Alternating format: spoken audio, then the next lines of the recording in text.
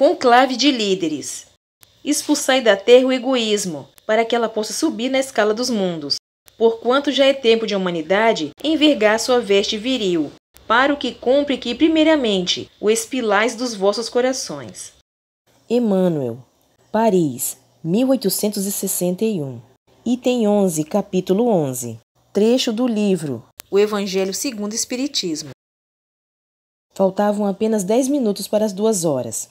A madrugada revestia-se de intenso trabalho. Era a última semana do segundo milênio da era cristã.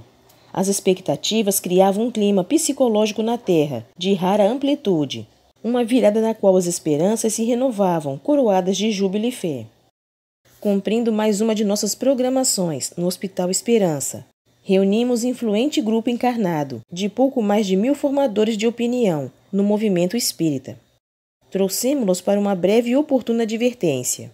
Radialistas, unificadores, médiuns, escritores, oradores, dirigentes, apresentadores, jornalistas, expositores, diretores, estudiosos e muitos presidentes de centro espírita.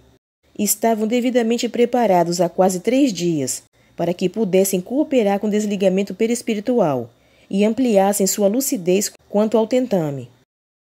O professor Cícero Pereira foi encarregado a fazer os comentários em nome de Bezerra de Menezes e Eurípides Barçanufo.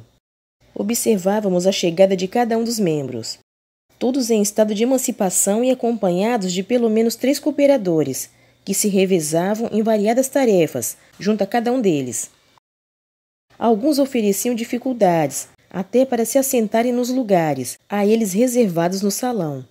Contudo, no horário previsto, tudo era calmaria e prontidão para o serviço da noite. Às 2 horas entraram Eurípides e Dona Maria Modesto Cravo, ladeando o amado Bezerra e o professor. Em brevíssima e sentida prece, Eurípides ordenou o início dos trabalhos. Dona Modesta tomou de um microfone para explicar o objetivo da ocasião, dizendo: Amigos, paz e esperança a todos. Nosso tempo é curto, em razão das condições especialíssimas a que foram aqui trazidos para guardarem registros nítidos e úteis ao regressarem ao corpo. Portanto, que fiquem claros nossos objetivos nesse encontro. O momento psicológico nessa última semana do milênio enseja sentimentos elevados em relação ao futuro. A mensagem que vos queremos endereçar diz respeito à necessidade imperiosa de propalarem uma noção mais realista e estimuladora do processo de crescimento espiritual entre vós. Sem fé nos esforços e sem a crença sustentável nos ideais de renovação interior, a caminhada do discípulo do Cristo fica entorpecida e fragilizada. Atendendo aos ditames proclamados por Bezerra de Menezes em sua magistral palestra Atitude de Amor, convém-nos tecer considerações sobre o coração dos temas morais do Espiritismo, a reforma íntima. Abram o coração e dilatem o raciocínio para ouvirem a mensagem de Cícero Pereira e, em retornando ao corpo, arregimentem energias na difusão de uma campanha sem precedentes em torno do tema. Por ora, nos comprometemos em lhes enviar no futuro uma resenha desse nosso encontro, pelas vias da mediunidade, a fim de acordarem vossas lembranças. Vamos ao labor. Dona Modesta fez um sinal ao professor, o qual assumiu a tribuna. Declinarei de quaisquer detalhes que nos aproximem do tema.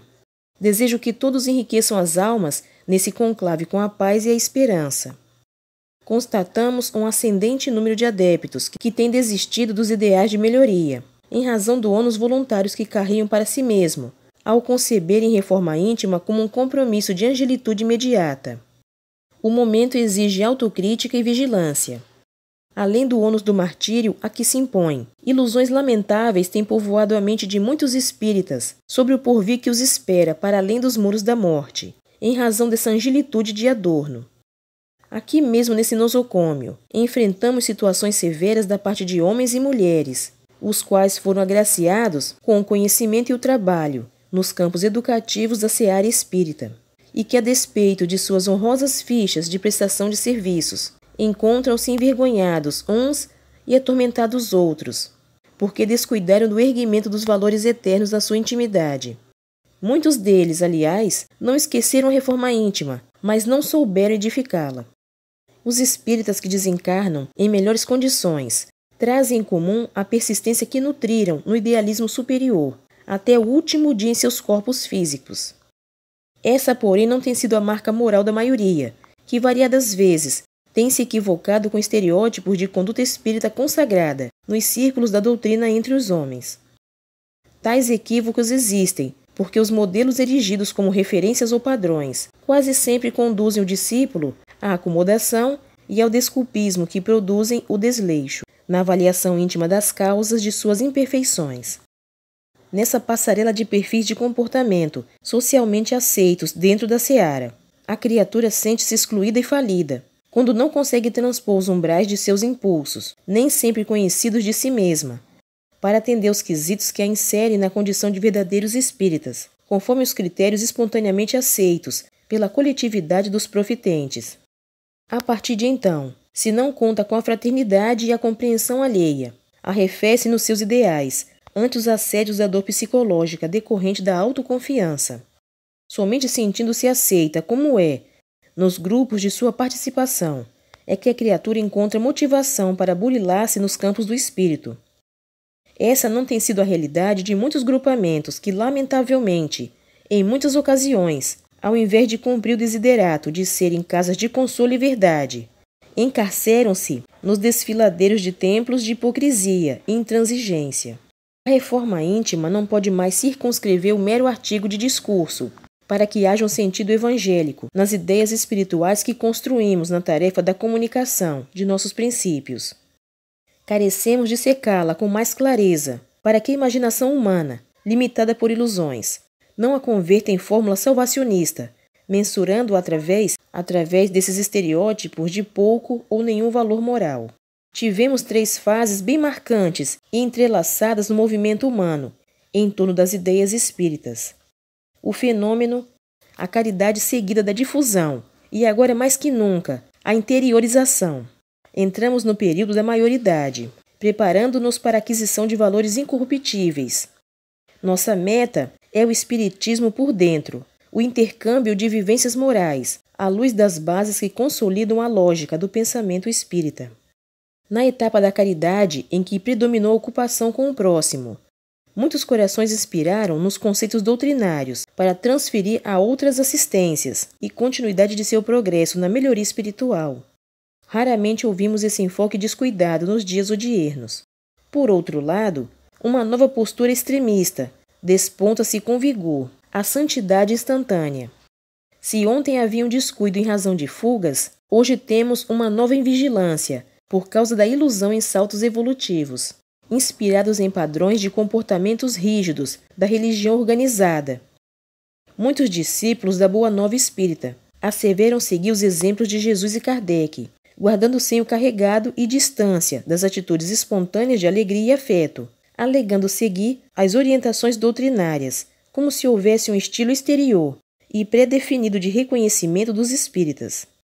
A grandes malefícios tem levado essa cultura de santificação de adorno, por impedir as criaturas a uma incursão nas profundezas de si mesmo, objetivando identificar as necessidades individuais de aprimoramento.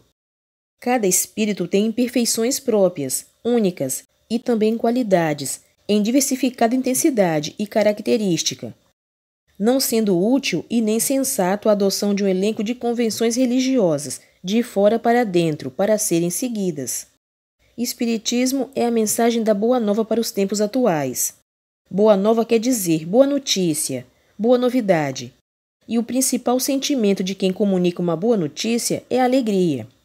Por mais avançadas sejam as conquistas humanas, o Evangelho continua sendo a grande novidade desprezada pelos homens, para que reine a paz e a equidade social.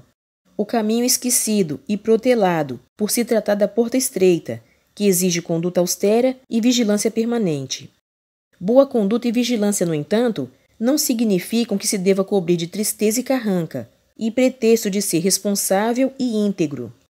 Trabalhamos para que o movimento espírita se alinhe com os demais movimentos humanos, que colaboram para o apressamento da regeneração. A despeito de suas valorosas conquistas, não poderá triunfar ante os desafios sociais da atualidade, sem assumir o compromisso de projetos orientados para o crescimento pessoal. A tangibilidade da moral que sustenta os fundamentos do corpo doutrinário espírita, constituirá o grande diferencial entre todos os métodos, até hoje utilizados pela religião, para conscientizar o homem. Fechar os olhos para essa necessidade do processo de institucionalização, o qual tem inspirado nocivos episódios de estagnação e dogmatismo nas concepções e nas atitudes no seio desse movimento. Nesse trecho da palestra, o clima do início sofreu significativa alteração. A plateia mantinha-se atenta aos comentários do palestrante. Alguns companheiros ofereciam certa dificuldade para manterem-se aquietados, o que logo era contornado pelos atentos cooperadores, que se espalhavam aos milhares em funções previamente definidas ao encontro. Pelo olhar do professor para a mesa onde se assentavam Eurípides, Dona Modesta e Bezerra, sentimos que tangeria delicada questão em sua fala, e como se buscasse aval, assim continuou. Motivemos os núcleos espiritistas a uma campanha de esforço pela implantação da noção de escola do espírito, erguendo trincheiras seguras e generosas para o entendimento mais consistente do ato de educar a si mesmo. Mais do que espiritismo curricular, nobre em seus fundamentos universais, necessitamos de esperança e consolo na alma, para estabelecermos um clima de otimismo e entendimento na superação dos percalços do caminho de transformações íntimas a que fomos todos convocados, integrando nossa ação definitivamente com todos os paradigmas descerrados pela proposta cósmica da doutrina espírita.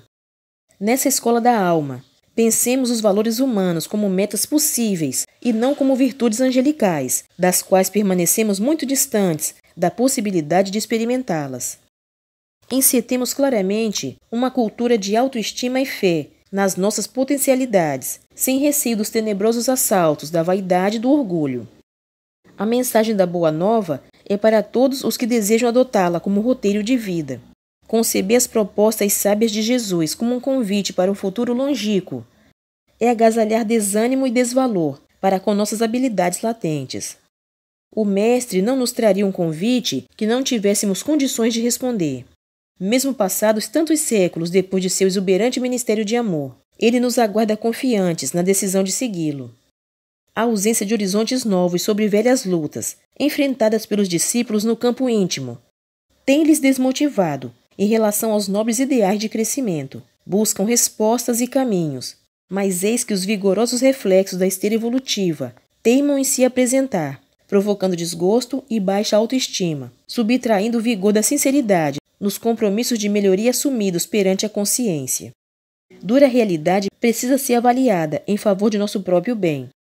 Mais do que práticas e instituições, é necessário preparar o seguidor da doutrina para aprender a gostar de relacionamentos. Com raríssimas exceções, o espírita, assim como a maioria dos homens reencarnados, não aprendeu a gostar das pessoas com as quais convive, descobrir-lhes as virtudes, encantar-se com as suas diferenças, cultivar a simpatia. Muitos agem como se pudessem beneficiar-se das práticas que tanto amam, sem ter que suportar o peso das imperfeições alheias, o que muito lhes agradaria. Ama-se muitas vezes com meias alegrias, o centro, suas dependências e tarefas, que aqueles nele transitam. Há companheiros com mais cuidado com seus livros espíritas que com os amigos de tarefa. Novamente constatou-se a inquietude entre os ouvintes. Algo os desagradava profundamente. O professor não se fazia surpreso e prosseguia em timorato. No que tange aos núcleos espíritas especialmente, convenhamos que o excesso normativo tem levado a prejuízos incalculáveis na criação de relações autênticas e educativas. Necessário resgatar o foco central do espiritismo, o amor entre os homens, antes de ritos e práticas, os quais não passam de recursos didáticos de aprendizados e enriquecimento das vivências. A proposta do amor contida no espiritismo cristão não deve circunscrever-se a meros discursos estéticos na tribuna, tampouco a ocasionais doações de fim de semana, no tempo que sobre junto às tarefas caritativas, o lar e a vizinhança, a rua e a empresa, a escola e as instituições humanas de recreação, os grupos sociais em geral. Aguardam-nos na condição de sal da terra para operar a inadiável metamorfose espiritual da regeneração. Consolidemos projetos de humanização nas agremiações da terra, em favor de dias melhores e mais proveitosos, como nos convoca o amado Bezerra de Menezes, a vigorosa aplicação de um programa de valores humanos nos centros espíritas. O espírita passou a ser um conhecedor da vida espiritual e suas leis, mas continua ignorante sobre si mesmo, porque se adota estudos sistematizados de espiritismo, mas permanece um vácuo nos estudos sistematizados sobre si mesmo, o autoconhecimento. Temos aqui mesmo no Hospital Esperança muitos devotos que detinham toda a história do espiritismo na memória. Conheciam bem todos os clássicos da doutrina, contudo, não se esforçavam para estampar um sorriso aos companheiros de grupo. Após essa fala grave, houve um burburinho geral. Curiosidade e certa dose de desconforto pairavam no ar. Todavia, a medida em curso não comportava maiores digressões, face ao estado de sonambulismo em que se encontravam os encarnados. Embora alguns tenham ensaiado, algumas indagações e questionamentos foram contidos por seus condutores. Quaisquer estados de exaltação poderiam pôr a perder a incomparável ocasião. Refeito o ambiente, o professor, com mais ênfase e tomado de abundante afetividade, pronunciou-se, como a saber a natureza das dúvidas que não chegaram a ser externadas, dessa forma: ninguém em sã consciência poderá negar que velhas fórmulas religiosas foram copiadas para a estrutura de nossa seara, estimulando o retorno de fracassadas vivências da alma no campo do egoísmo. Continua no próximo vídeo. Obrigada pela sua companhia. Fique com Deus e até o próximo vídeo.